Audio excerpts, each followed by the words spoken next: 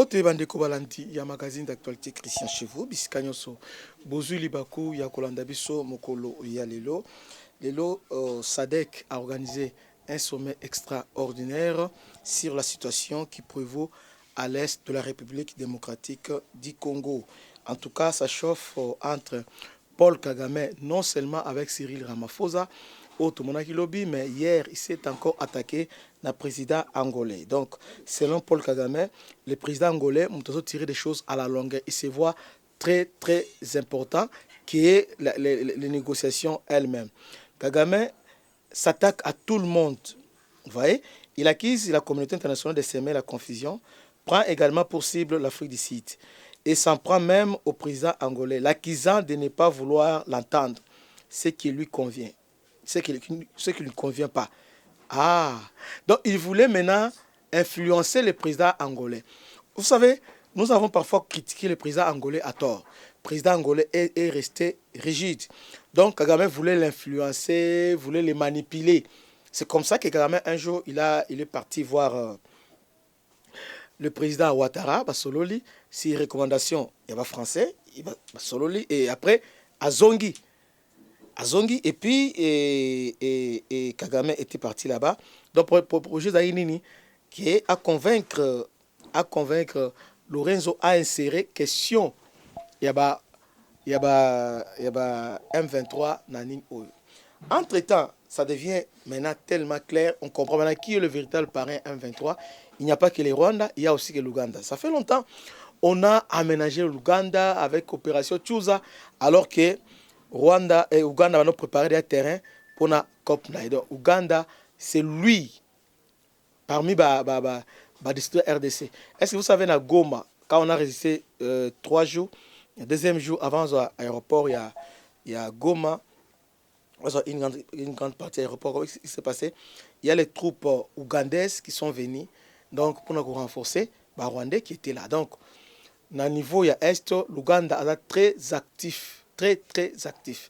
Même si on a dit témoignage à Charles Okoto, en réalité, l'Ouganda est très actif. Je ne comprends pas pourquoi le gouvernement a aménagé l'Ouganda. Donc, le président ougandais, d'ailleurs, il a déclaré à l'ESI, il y a sommet au Bastalaki Lobby, virtuel, bien sûr, il y a sommet virtuel.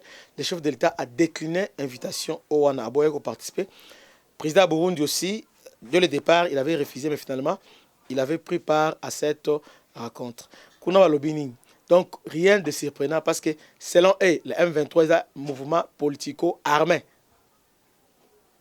Vous voyez, tournant aux yeux. Donc, il y a une COP Nabango pour la télévision Mabele. Maintenant, il nous envoie maintenant à négocier avec le M23.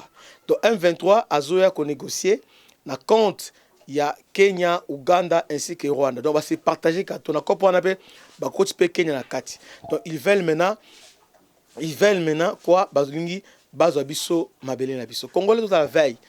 Totalement avec Bokebi Makasi. Parce que tant qu'on a nanga, le Kolo M23, en réalité, il n'y a pas M23 nanga zalate.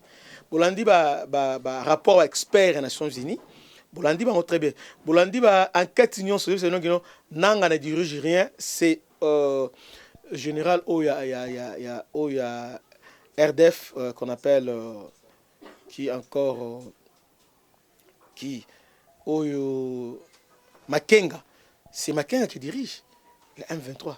C'est Makenga qui dirige le M23. Ça n'a rien à voir avec Nanga. Nanga, ça veut dire qu'on a besoin d'utiliser les links sur les plans politiques, à miser les galeries, à décorer. Pas congoliser en revendication à Bango et ça pour les Congolais. Mais en réalité, ça n'a rien à voir avec les Congolais. Mais la question, il y a prédation, pillage, il y a minerai, mais la question, il y a balkanisation. C'est comme ça, la SADC, les lots, ils sont à Réunion. Parce que la réponse au SADC, c'est appelé ça. À l'ici, il y a Réunion, il y a les lots. Et c'est à la hauteur des enjeux qui sont sur le terrain. Parce que sur le terrain, ce qui se passe, Rwanda a Kizé, d'abord Cyril Ramaphosa, a défié Afrique du Sud. Ça, exactement, le porte-parole a été Yemoko l'a dit, dans compte, il y a Cyril Ramaphosa. Mais ça, Cyril Ramaphosa a fait un message à la nation et le président rwandais a répondu dans le message. Donc, il a répondu directement. Et puis, le soir, pendant réunion virtuelle, il a s'attaquer directement à Angola. Angola, où ça fait partie de membre de SADC. Maintenant, la guerre maintenant est entre maintenant SADC et aussi EAC. On doit voir maintenant parce que EAC est imposé SADC, point de vue pour Bango. Ce qui se passe au Congo, il faut revoir des causes profondes. Causes profondes, c'est quoi? Il y a des trucs qui sont marginalisés. C'est faux, mes chers frères. Il est temps que tout le monde Tutsi. Il est temps que tout le monde. Parce que si on ne parle pas de ça, on va commencer à manipuler. Qui est les Tutsis qui est marginalisé au Congo? Alors que ce sont les Tutsis qui sont les causes. Il y a instabilité dans le niveau du Congo. C'est depuis nos ancêtres que Mobutu est parti que les Tutsis sont ici. Ils sont entrés au travers AFDEL et depuis lors, le pillage, le massacre, Banini, ils ont perpétré l'Est. Comment une personne qui a tué ton père, ta mère, ta femme, qui t'a obligé de coucher avec ton enfant, est-ce que Moutobongo Olingaye, donc parce que Yosalinza Olingaye, qu'est-ce qu'on veut nous enseigner? Quand on dit un ethnique, est-ce que Tovandi Boé, donc on doit enlever cette rhétorique. Et nous, les Congolais, on ne peut pas accepter ça. Quand je vois Bananga, on dit que FDLR n'a jamais été un problème pour le Rwanda, plutôt un problème pour le Congo, parce que FDLR a massacré dans le Congo et non au Rwanda. Donc, en réalité, quand ils disent qu'un tribal, chez nous, nous avons plus de 450 tribus, ethnies et tribus managées. Alors, dans toutes ces tribus-là, on cohabite ensemble, mais au Rwanda, il n'y a que 3 tribus. 3 tribus, les Toa, les Hutus et les Tutsis. Mais au remarqué, président Kagame, il parle que des Tutsis. Il ne parle jamais des Hutus. Donc, selon les Rwandais, sont des Tutsis. Non, pas des Hutus. Mais entre-temps, ici, Azo agité fibre tribale pour dire que c'est de la sorcellerie. Parce qu'au Rwanda, il y a des Tutsis qui sont dans la poste à Minene. Et même quand il est au Congo, il vient pour défendre les Tutsis et non les Hutus. Vous voyez ça? Donc, nous devons faire attention à la propagande rwandaise, à la guerre. Donc, aujourd'hui, l'Angola est déterminé aussi à en finir, en découdre avec le Rwanda. Parce qu'il y a maintenant l'intérêt, au niveau, il y a leadership, il y a sous-région, il y a Afrique centrale, Oyo, Rwanda, Azolinga.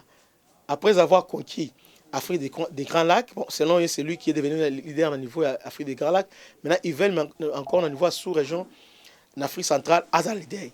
Maintenant, Angola, avec Corridor et le Bito, les Américains l'ont accordé beaucoup d'importance parce que Corridor, en grande partie, c'est l'Angola. Donc, c'est l'Angola qui est le plus grand bénéficiaire. Vous voyez?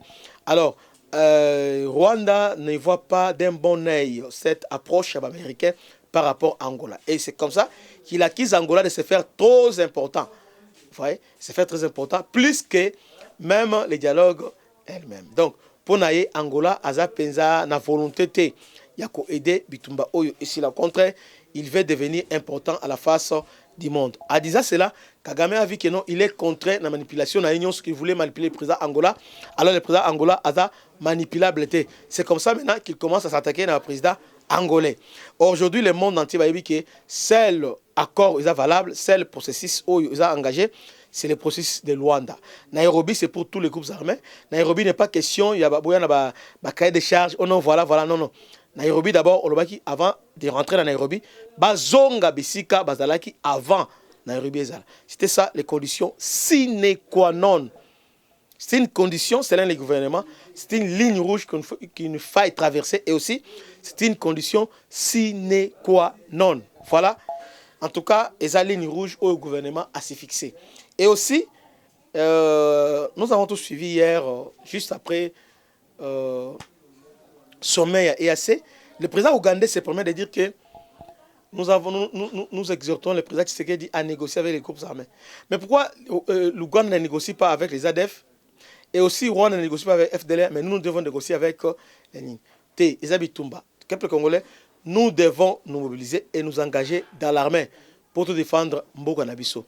Avec ce qui se passe au Goma, ça ne dépend pas, et que ça l'a objecté, il y a Solomo, ils devons comprendre que notre pays vit un complot à grande échelle et nous sommes là pour défendre notre patrie. Nous devons nous mobiliser, non pour aller piller les Indo-Pakistanais, pour aller piller les ambassades, mais nous devons nous mobiliser pour nous enrôler na armée na biso afin de défendre Ekolo na biso. C'est un peu ça.